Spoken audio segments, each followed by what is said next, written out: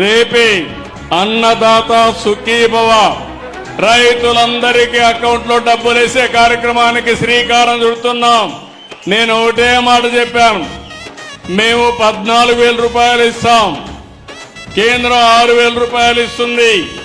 రెండు కలిపి ఒక్కొక్క రైతుకి 20,000 రూపాయలు మీ అకౌంట్లో వేసే బాధ్యత నాదని చెప్పాను. ఇంత మునుపు గవర్నమెంట్ 12,500 ఇస్తామని 7,500 ఇచ్చారు. 7,500 నుంచి ఒకేసారి 14,000కు పెంచిన ఘనత ఈ ప్రభుత్వానిదని చెప్పి నేను మీకు తెలియజేస్తున్నా. ఏది రైతు ప్రభుత్వం, ఏది రైతు వ్యతిరేక ప్రభుత్వం మీరే ఆలోచించాల్సిన అవసరం ఉంది.